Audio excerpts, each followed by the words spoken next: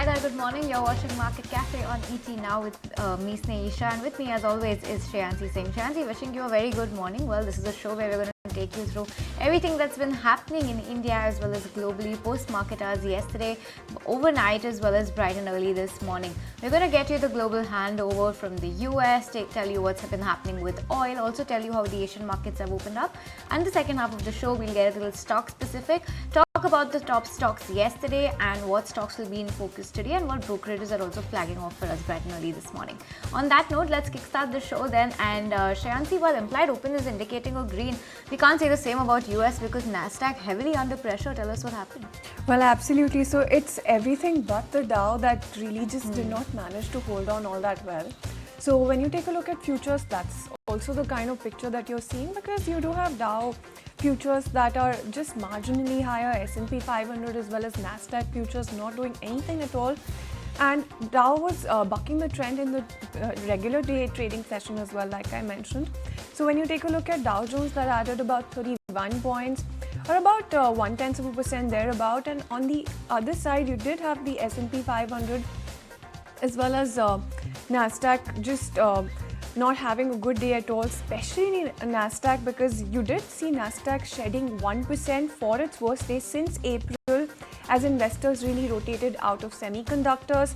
You did have tech darling Nvidia also sinking nearly 7%, building on a 4% decline from last week. So that's the kind of move that we saw for those stocks, and not just Nvidia. You've got Qualcomm, you've got Super Microcomputer as well as Broadcom that saw declines as well. So that largely was the picture when it comes to the indices. Of course, you did have the S&P 500 that also dropped about 0.3% thereabout, and only Dow Jones bucking the trend there. Let's also take a look at data that's on deck because you've got consumer confidence for June, the Richmond Fed Index and home price data that are also on deck ahead of Friday's personal consumption expenditures price index as well. So those are the data sets that we're looking out for. And in terms of earnings, then you do have FedEx as well as Carnival earnings.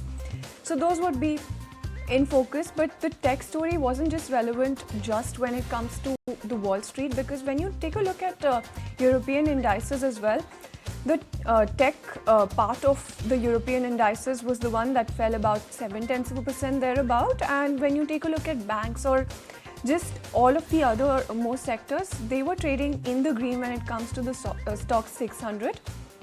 And when you take a look at DAX as well, you're seeing an uptick coming in of about 0.9% thereabout. So that was largely the handover coming in from Europe as well as Wall Street. But Snehi, does look like Israel and Lebanon tensions simmering really do have an impact on oil at this point because that uptick is quite there. Right? Absolutely, uptick quiet there. Oil prices have receded after that uptick settled a little bit. But well, yes, like Shreyansi mentioned yesterday, 1% higher is where oil was on the back of some geopolitical tension. Let's also take a look at more that's been happening in the world of oil. And crude oil futures rose 1% yesterday and are on pace to post again for the month as signs point to strengthening gasoline demand in the US as well as geopolitical tensions are flaring once again in the Middle East. Oil prices have pulled back on Friday but snapped a recent winning streak, but they've also closed the week nearly 3% higher. WTI and Brent are on pace for a monthly gain of 6% and 5.5% respectively. US crude oil, remember, booked its worst month of the year in May, but prices have bounced back on hopes that the market will tighten on summer fuel demand. Israel and the Iran-backed militia group Hezbollah have traded threats of war in recent weeks. Prime Minister Benjamin Netanyahu said Israel would redeploy forces to the north of the country as the intensive phase in the war in Gaza comes to an end. Ukraine President, on the other hand, Volodymyr Zelensky, has claimed on Monday that Kyiv has hit more than 30 Russian oil refinery terminals and bases without providing a time frame of when the attacks occurred. Now, all of this has been happening on the geopolitical front, and you have been seeing an uptick in both of these indices, Brent as well as WTI crude, on the back of all of these geopolitical uncertainties that we're seeing. Goldman Sachs, JP Morgan and Citi have all forecast that inventory should start to fall on fuel demand of OPEC Plus maintaining output cuts until October. US oil, gasoline and distillate inventories fell for the week ending 14 June, which is the most recent available data. And JP Morgan has also said that gasoline consumption had surged to 9.4 million barrels per day that same week, the highest highest level since the period since the pandemic ended. Almost half the year in, here's what these indices look like on a year-to-date basis. There you have it on your screen.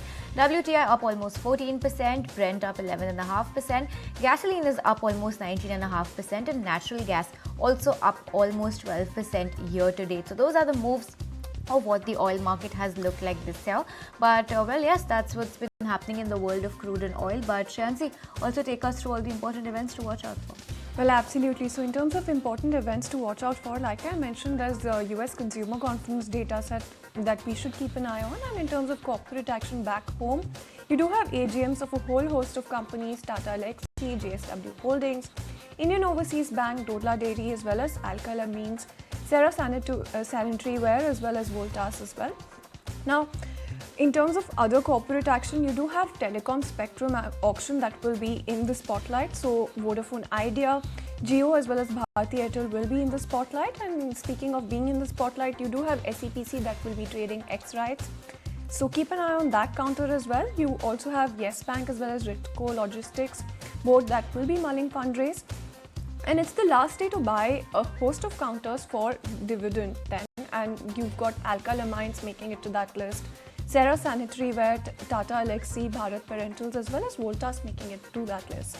Now, in terms of IPO watch, there's a couple of IPOs to keep an eye on. So you do have Allied Blenders IPO that opens and Stanley Lifestyles IPO that closes.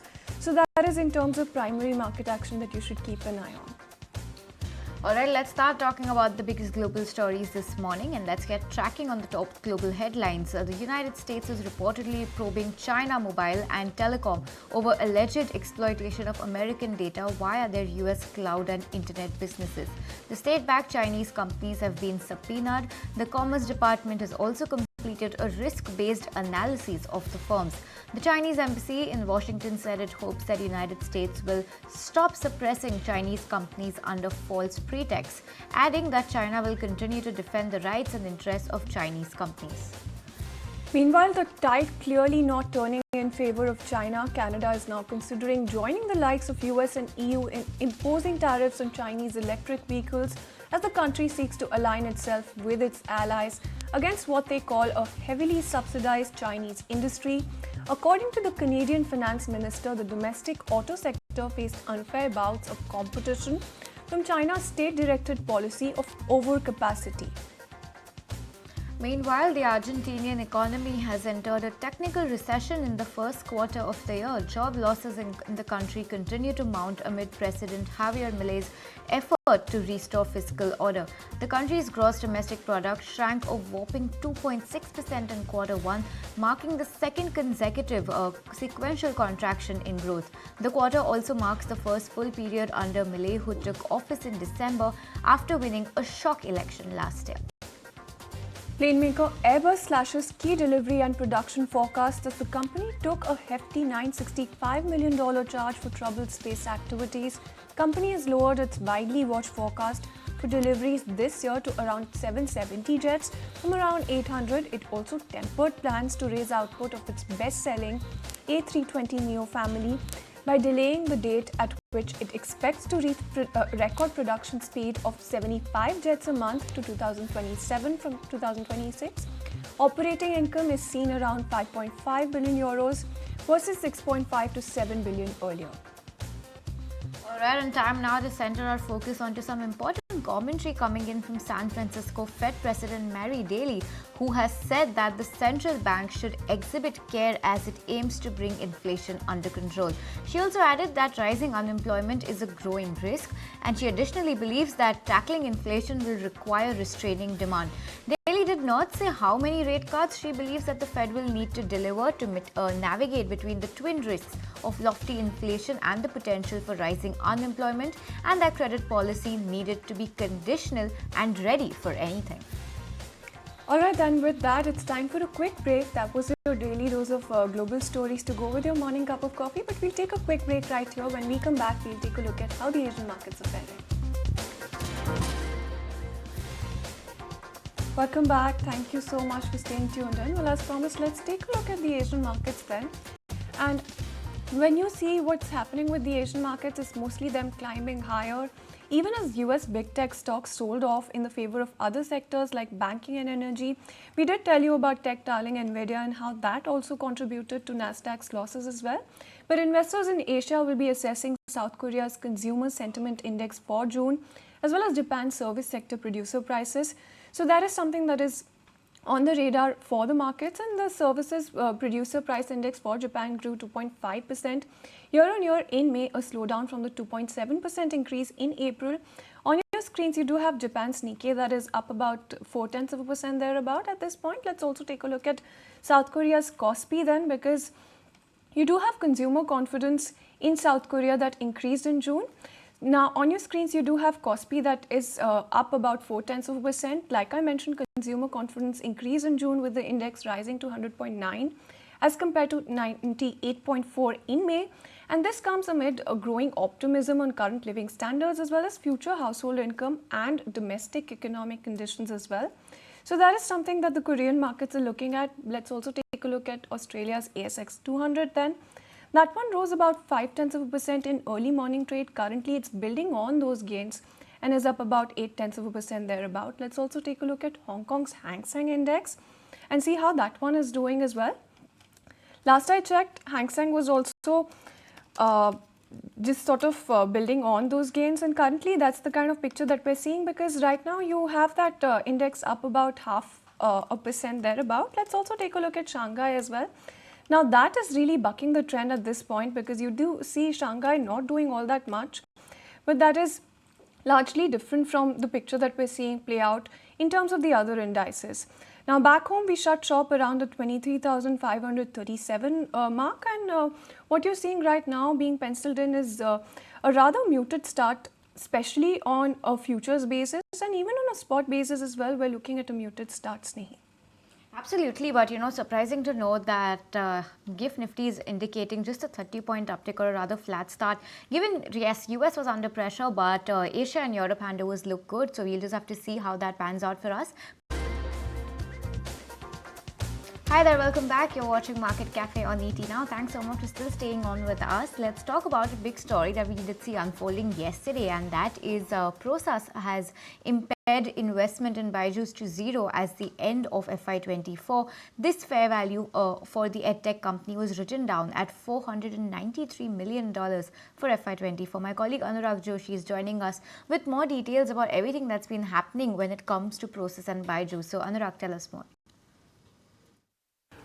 Venture capital firm Procas has marked its investment in tech company Byju's to zero.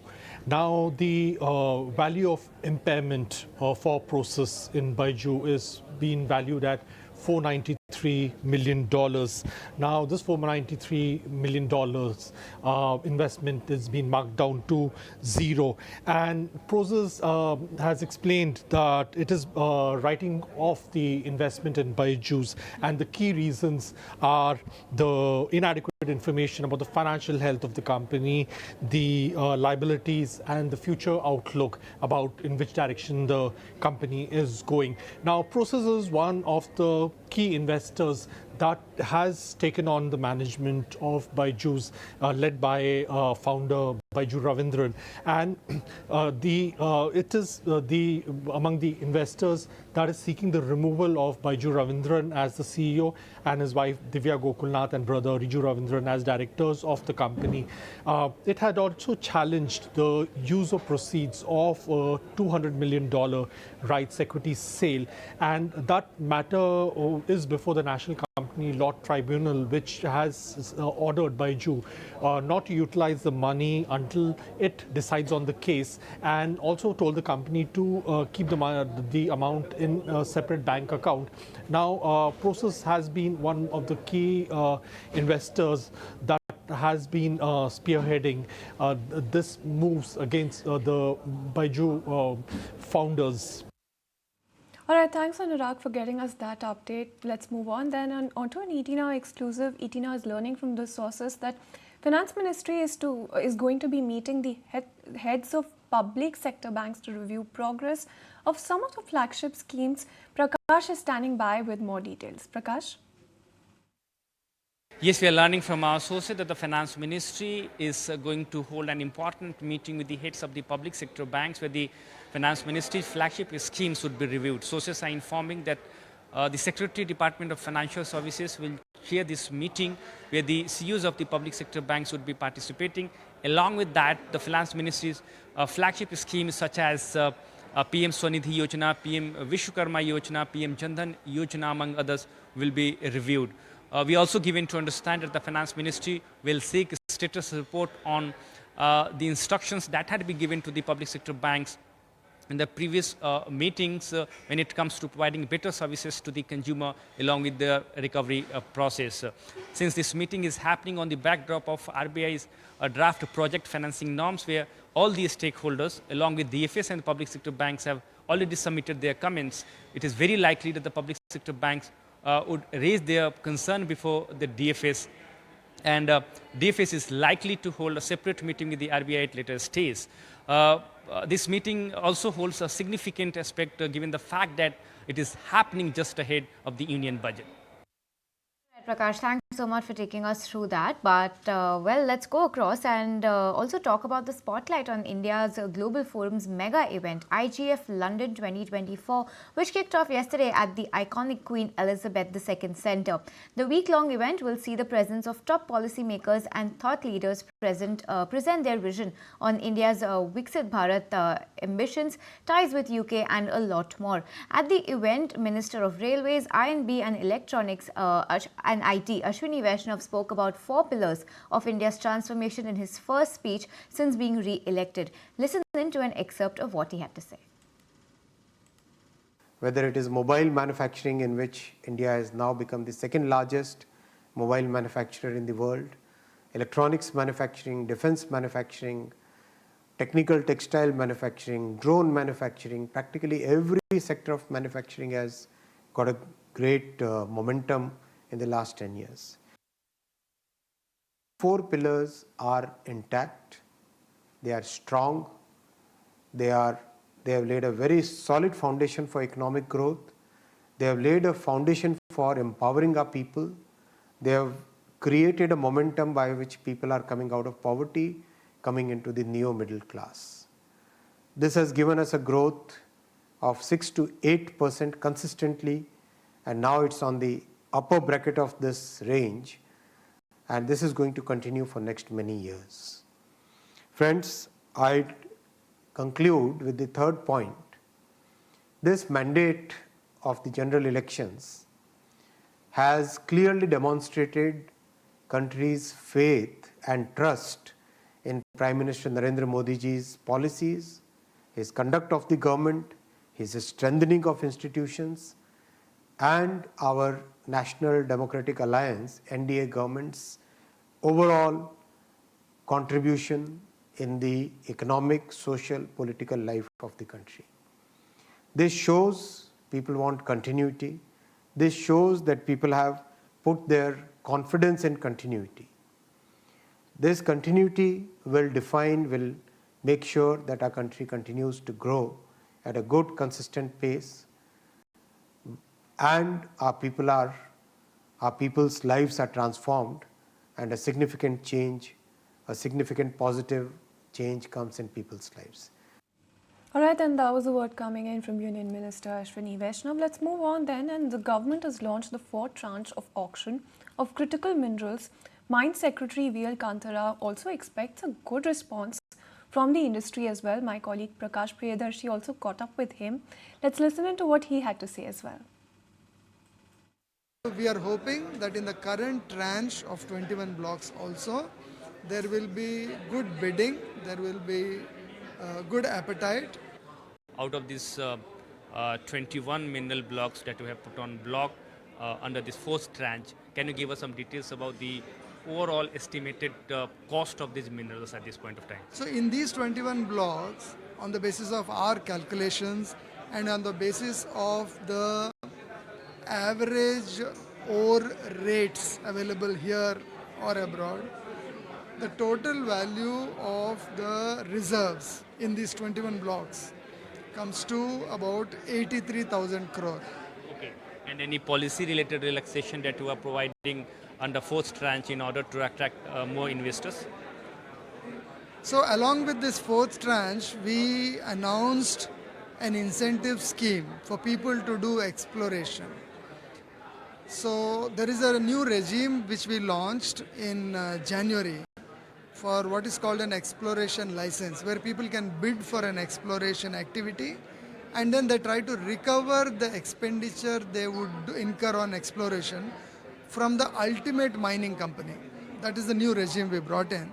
In that, when industry told us that it may be very risky for them to invest all the money from their side in the exploration, we have now decided to cover 50% of their risk, saying that your exploration cost will be covered up to 50% by us. On offshore mineral blocks, that is going to be part of your 100 days action plan. Give us some details about it. So, Honorable Minister for Coal and Mines announced that as part of the 100 days action plan, offshore blocks will be auctioned for the first time in the country. As you know, we amended the Offshore Mineral Areas Act last year to bring offshore blocks also, the undersea mineral blocks also, into the auction regime. So we have about 10 blocks which are ready for auction. Alright, that's an 18 hour exclusive from the Mind Sebi, but let's move on then. And the current account balance, let's talk about that because that has turned positive for the first time in 10 quarters, coming in at $5.7 billion, which is higher than what the analysts were expecting, who had penciled in a surplus of $4.5 billion. FPI saw a net inflow of $11.4 billion in Q4 of FY24 after registering a net outflow of $1.7 billion in the same period a year ago. Meanwhile, the FDI, which is the foreign direct investment in Q4, stood at $2 billion against a net outflow of $1.7 billion seen in Q4 FY23. And for the full year, the current account deficit now stands at 0.7% of the GDP. All right, then let's move on and let's take a look at some more updates coming in the countdown to the budget. Modi 3.0 government has directed all the ministries to prepare a 100-day roadmap. And the Road Transport Ministry has drawn up a plan that focuses on massive infrastructure development as well as support to reduce the logistics cost in the country as well. Sameer Dixit is standing by with those important details. Sameer?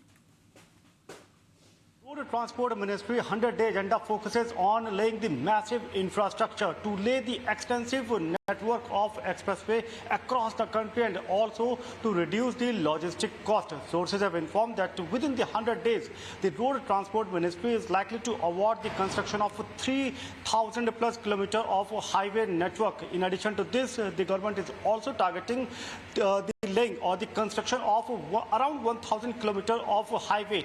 In addition to this, the cashless treatment is one top priority of the Road Transport Ministry. It is very much likely that within 100 days, government will be coming up with a framework where the cashless treatment will be provided to the road accident victim. Also, the government is marching toward Vision 2047. So, as per the Vision 2047 of the Road Transport Ministry, they have targeted to lay an ambitious or an extensive expressway network of 50,000 kilometers by year 2047. And steps will be taken in this direction within this 100 days as well. Also, the government is looking to make the third-party insurance mandatory. As of now, it is there, but there are multiple cases where it has been reported, especially in case of accident, that third-party insurance was not done. So, these lapse will be removed and the focus will be that a third-party insurance will become mandatory. Now, to boost the electric mobility across the country, the Delhi-Jaipur, India's first electric highway, much of its work has been done, but it is likely that within 100 days this will also be achieved. Sources have also informed that the first Greenfield Delhi-Mumbai Expressway is likely to be inaugurated by the government within this 100 days. And lastly, government is also going to get MOUs with the IITs for having a good road design, and also that will help to reduce the accident and improve road safety. All right, Sameer, thanks so much for taking us through that. Let's keep it going then. And sources say that Sebi's board meeting on Thursday may discuss new norms for curbing finfluencers as well as reviewing the FNO eligibility criteria. Topics include restricting associations with finfluencers, AIF valuation norms, mutual fund investments in overseas funds, and a lot more. My colleague Ankur is here and joins us to talk about what's on the agenda on this Sebi meet that's going to happen on Thursday. Ankur, take it away. Yes, all important Sebi board meeting is on Thursday, and the important agenda this time includes the finfluencer norms, which has been under discussion quite a while now. We also understand that FNO eligibility criteria is something which board may deliberate this time, but it will all depend upon the consensus of the board whether or not the draft norms which were released by the regulator earlier are getting approved. But sources definitely say that the finfluencer norms, meaning the proposal of the regulator of only the regulated entities making no connection with the kind of any influencers, that norm may be applicable, that may be approved. Remember, Sebi had proposed the restriction of association of any of the regulated entity with influencers. So these norms may be approved by Sebi board this time. Apart from that, we also understand that the consultation paper on review of AIF valuation norms may be discussed this time, and also mutual funds are given permission to invest in overseas ETF, and also overseas fund is something which board may deliberate this time. We also understand that Sebi may also discuss easing of compliance of ESG related disclosure by the listed companies. So all these items are part of the agenda this time in Sebi board meet, and we need to wait and see that how many of them actually get passed by the board. Alright, thanks Ankur for that update coming in. There's an update for Bandhan Bank as well, because the RBI has appointed Arun Kumar Singh, a former Chief General Manager of RBI, as an additional director in Bandhan Bank for 1 year. So tell us about that as well. And of course, the bank is also currently searching for a new MD and CEO, as the term of the current MD ends in July 2024. So give us a little more detail about that as well. Yes, in a surprising move, Reserve Bank of India has made an additional director appointment in Bandhan Bank's board.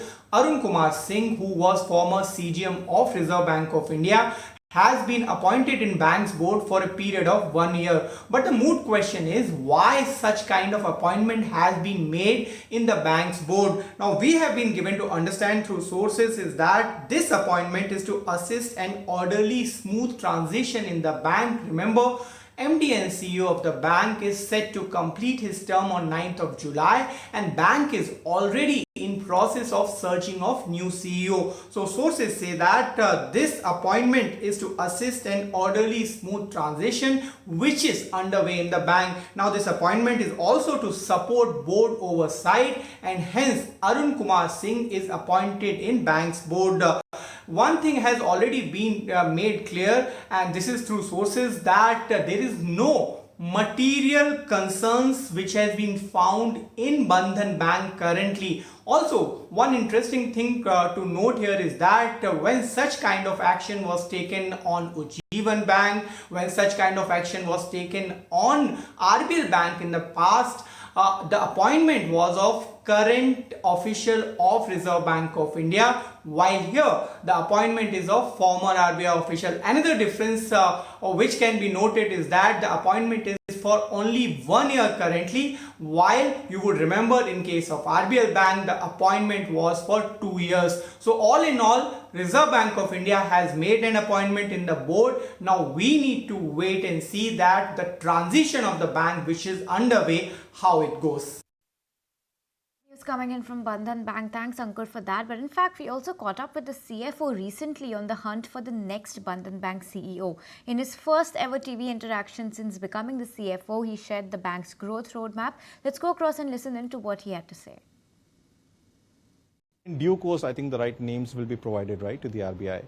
Our current MD and CEO, Mr. Ghosh, I think his sort of tenure coming end on the 9th of July, as he's announced his retirement.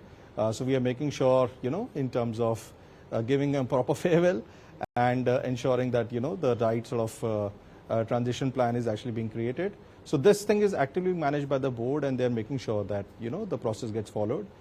So we will definitely get to hear in terms of how exactly that moves forward. What we have seen is that the bank was actively preparing for this kind of transition with the kind of hiring you have already done.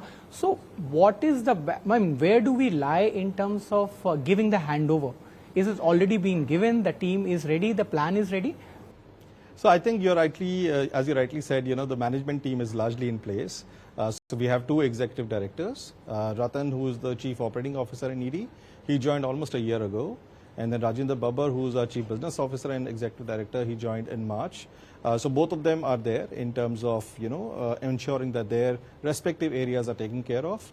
I joined in February, and then we have a number of other management sort of positions also being filled. So at this stage, the management team is largely in place, and they are making sure that whatever strategy that the bank has created is being executed in the right fashion. All right, then that was the word coming in from Bandhan Bank's CFO at the ET Now Leadership Dialogues 2024. But let's move away from that then, and PVR Inox is facing a challenging Q1 with box office collections hitting a 10-quarter low and share prices dropping over 20% year to date. However, optimism still remains high with big releases like Kalki 2898 AD as well as Indian 2 on the horizon, alongside major Hollywood titles as well. So will PVR Inox turn the corner? Samit is standing by to take us through the numbers. Samit. Well, for PVR Inox share prices also, if you see, they have been a bit muted of late, and one of the major reasons behind this is the falling box office collection numbers that we have been continuously seeing. From its peak of around 3,227 crore that we had seen in the second quarter of FY24, the numbers have now halved, and in the first quarter so far, the numbers stood at close to 1,423 crore rupees, which is the lowest that we have seen so far, at least in the last 10 quarters. Now, why these numbers were weak in the first quarter of FY25? Firstly, because of the heat wave, most parts of India experienced extreme heat wave, which also impacted the footfalls. Apart from that, it was the second longest election, which spanned over 50 days, which also impacted the footfalls. And then there is the cricket. There was IPL and the T20 World Cup, which is currently ongoing, and cricket and highly popular being sports entertainment factor. We have always seen, even in the past, that cricket has impacted the footfalls for theatres. So that was also one of the reasons. And lastly, the content pipeline was also very poor, because of which the footfalls had impacted for PVR Inox in the first quarter of FY24. However, the outlook looks very strong for the company, given the fact that there are big Bollywood lineup that we have been seeing. In fact, from Kalki 2898 AD, if you see, analysts are expecting that alone this movie could see an opening day gross collection of more than 100 crore rupees. So that is one thing to watch out for. Apart from that, there are several other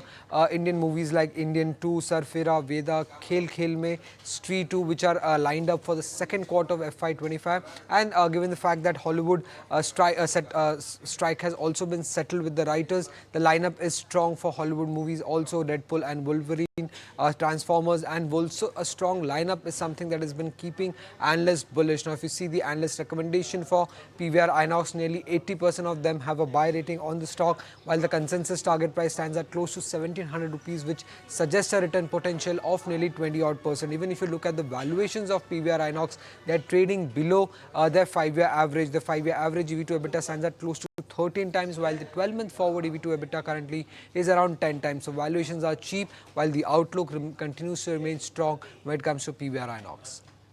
Alright, Swami, thanks so much for taking us through that. So on the back of all of these releases that are lined up, all eyes are going to be on PVR Inox over the next few days. But Swami, while you're with us, also tell us a little bit more about what Jefferies has to say, because as we near the union budget post-elections, Jefferies has come out with a note on what it is expecting from this budget. So Swami, tell us more about what's penciled in this note. Well, Jeffries has come out with this note on the budget expectations, which is the final budget expectations for FY25. And what they're saying in this note is that budget are usually a tight rope walk for the government as it needs to balance between the fiscal and the capex and growth. But this time that won't be the concern given the fact that RBI had announced a very big dividend which gives them an ample cushion of close to 40 to 50 basis points. Apart from that, they're also saying that this implies that the government can please everyone in this budget, which means that there will be higher capex, higher social spending and a tighter fiscal number also in this capex. Now, they're expecting positive outcomes when it comes to sectors like affordable housing, capital expenditure, consumer and rate sensitive, while they're not expecting much positive to come in for the IT and pharma sector as we have seen in the past as well. Now, when it comes to expectations, they're expecting income tax cuts to come in given the fact that collections have been very strong and government has some fiscal space this year. Apart from that, they're also expecting the interest subsidy scheme for urban housing to come back, which will be positive for real estate players and home financiers. Capex budget they're expecting to be increased by around 0.3 trillion, which will be positive for capital goods stock. They're also expecting the government to increase the welfare expenditure by around 0.5 trillion, which will be positive for rural plays going forward. And they're also expecting a reduction in the borrowing targets in FY25 final budget, and this should bode well for the rate sensitives as per Jeffries. Now, when it comes to tobacco, they're expecting tobacco taxation changes by around 5 to 7%, which will be positive for ITC. And on the negative side, if you see, they're expecting some rule to come in by the government or some announcement to come in by in the budget when it comes to F&O trading, which won't bode well with the market. But also they are not expecting any changes when it comes to capital gain tax. So only negative they're expecting from the budget is some announcement when it comes to the F&O trading market. All right, thanks Amit for that update coming in. So those were the expectations when it comes to the union budget. But for now, let's take a quick break. When we come back, we'll take a look at some more stock-specific news. Much for staying tuned in. Well, let's take a look at the futures and options roundup and see how that is shaping up. Ansh is standing by with that update. Right, so let's see what FIs did in the previous session. So we are seeing in index future they added around 28,000 long, but they added some shorts as well. But net to net basis, we were still up by around 27,000, because of which the total long position in percentage terms is at 59.1%. But if we see on contract wise, then FI have crossed this 1 lakh mark for the very first time after 228 session. Last time when we saw 1 lakh mark was on 20th July. Now, interestingly, after that, Nifty had actually given a correction of 3.5%. But if you'll see on chart, then Nifty has been consolidating above its breakout level of 23,480. So unless and until we don't give a decisive breakdown from this level, we can expect some positivity and relief in the market.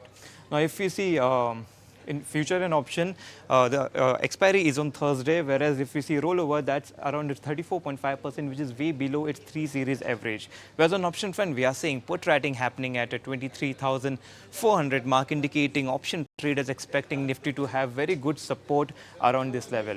Moving on to Nifty Bank. So the index is up by around 6.6% this series, which is the biggest gain seen in at least 6 series. And if you see on chart, Nifty Bank has been consolidating for 4th consecutive session, and that is around the channel resistance, which keeps the buyers a bit cautious here. Whereas if we talk about rollover, then here also rollover is way below its 3 series average of 48.8%. It is just around 38.2%. Also, today we have Fin Nifty expiry, and tomorrow we have Nifty Bank expiry. So one can expect some good volatility and volumes in banking stocks for today and tomorrow. Whereas if we talk about Nifty Bank index options, we are seeing put writing happening at 51,300 and very strong at 51,000 psychological mark, indicating very strong support around this level. Lastly, let's have a quick view on F&O stocks. And here we are seeing high rollover is happening in India Cement Steel Authority and Industar, whereas low rollover happening in Hindustan Copper, PAL and Balrampur Chini. Also, if we see on in the band list, then we are seeing Steel Authority, Balrampur Chini, Chambal Fertilizer, GNFC, Granules, Industar, PNB and Steel Authority. So keep an eye on the stocks. Thanks so much for taking us through that. Stand by with us while we go across to Winnie as of now, because food delivery aggregator and Zomato rival Swiggy has reported robust growth momentum in calendar year 23, largely led by double-digit order growth and high average order value. Let's go across to Winnie, who's standing by with some interesting data to compare how both of these platforms, Zomato as well as Swiggy, have fared. Morning, Winnie. So, good morning, and obviously when you're talking about Swiggy's numbers, we mainly get this data coming in from Procas, which holds around 33% stake in the company. So, for the calendar year 23, robust growth that Swiggy has also seen in the food delivery as well as quick commerce. We saw the quick commerce trend even shape out well for Zomato. Other than that, the gross order value is at 26%, good growth on a year-on-year basis in the calendar year. But when you're looking at the revenue growth, seems like Zomato is growing faster than Swiggy, because Zomato managed a revenue growth of around 55%. Swiggy's revenue growth is this time is at around 21%. So in terms of revenue growth, surely we are seeing that Zomato has seen a faster growth than Swiggy. Overall for Swiggy, yes, they've added a new platform fee, new revenue that is there, which is platform fee plus advertising fee, which is added in their revenue stream. So that is positive. And overall, even in terms of the EBITDA performance, even Swiggy has started seeing narrowing in terms of its losses. So adjusted EBITDA, clearly when you're comparing it on a year-on-year basis for Swiggy, has started coming down, though versus Zomato still seems behind, because Zomato has achieved that adjusted EBITDA positive. It's at $20 million for calendar year 23, while Swiggy is still on the negative side. So keeping an eye on that. All in all, what everyone is watching out for is Swiggy's IPO. That is keenly awaited in terms of the valuation number that will come in. And MK surely maintaining a positive stance on Zomato. They believe the higher growth has something been that is aiding the performance of the company, especially in quick commerce. And they maintain a buy target price of 230 rupees for Zomato. CLSA 2 is positive on Zomato. Absolutely. Thanks, Winnie, for that update coming in. On the food delivery aggregators, then my stomach is already rumbling, and that should serve as a reminder to have your breakfast early. But let's move on then and take a look at the stocks that you should keep on your radar. And Ansh is standing by with that list. Ansh? Right, so Sun Pharma will be the first stock in focus, as the company has successfully completed merger of Taro Pharma Industry with its subsidiary. So as a result of this merger, Taro is now a private company and wholly owned subsidiary of Sun Pharma. Apart from this, Amar Raja will also be in focus, as company has announced strategic technology collaboration with Gotian InnoBat Batteries, which is GIB, to license technology for prismatic and cylindrical cells from GIB. As such, Kelker and company will also be in focus, as company's wholly owned subsidiary Keva Flavors Private Limited has entered into a share purchase agreement for a sale of 40% stake held by KFL in its wholly owned subsidiary New Taste Foods and Drink Labs Private Limited for around 12.5 crore. Swan Energy is also in focus, as company has entered into a share purchase agreement for acquisition of around 26.2 crore equity shares of 10 rupees each of TOPL, representing 49% of total equity of TOPL from Indian Pharma Fertilizer Corporation Limited at a total price of around 440 crore. A previous specialty chemical is also in focus, as company is exploring strategic investment in PFSPL by way of subscription to secondary acquisition of such number of equity shares of PFSPL as aggregate up to around 298 crore, which is equivalent to approximately 51% almost. Craftsman Automation is also in focus, as company has entered into an MOU with Sunbeam Light Weighing Solution Private Limited and Kedara Capital Fund 2 LLP for acquiring the whole or part of the business of Sunbeam in one or more tranches. So keep an eye on the stocks. Tranch, thanks so much for taking us through that. Lots of stocks clearly to watch out for in today's trading session, but the market will keep all of that discussion going as we wrap it up on this edition of Market Cafe. From Shreyan, Simi and the entire team that put this show together, thanks so much for watching, but you stay tuned, because the market takes all of it ahead.